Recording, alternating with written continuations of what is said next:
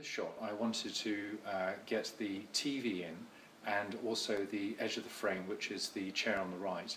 I tried a 50mm lens, which is my favourite lens. The lens is the same perspective as the human eye, and also the question is about getting converging verticals.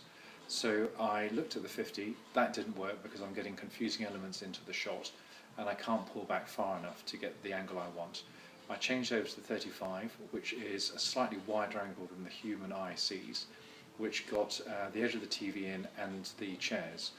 The problem here was that I was getting converging verticals, so to counteract that I've dropped the camera a few inches, so it's just below waist height, which has now given me the right perspective, and also it means that the ovals, which is the top of the table and the seat, are still seen.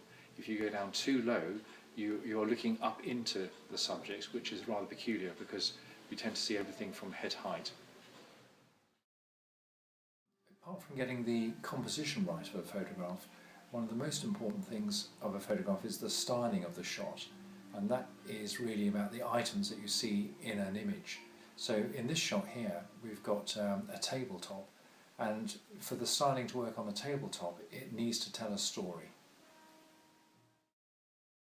Okay, so for the tabletop shot I wanted to show elements that reflect Vispring as a company, and I chose these images here because they're like fine art prints reflecting the quality of the Vispring products.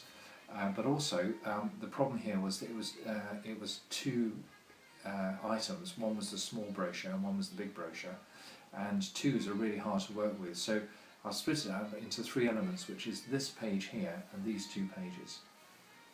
It's just really that three always works better. Odd numbers seem to work better compositionally than even numbers. The problem here was getting a bit of dynamic energy happening. So the camera's being shot from over there. So I wanted to see the detail of the spine, which tells us about the company, and the Vispring logo here. So I put it on top of the folded book so that the light will catch the gold leaf of the company's logo, and then you've got an idea of the element of three going on here. You might be wondering why we've got this rather nice box in here which displays the feet that you can buy with the beds at Vispring. The problem was that the picture here had fallen off the wall.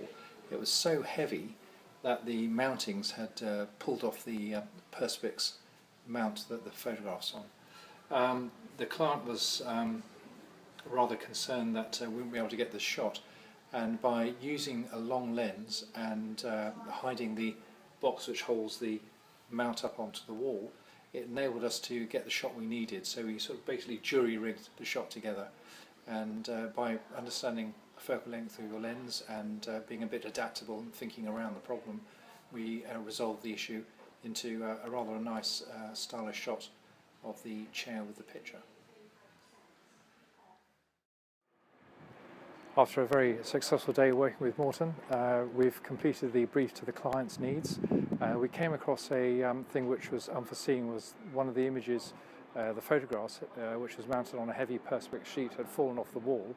I sent a shot of that to the client on my phone to explain what the problem was, and then with a bit of jiggery pokey with a box and use of a long lens, we managed to hide the support for the photograph behind the chair and the table, looking like there was nothing wrong with the image.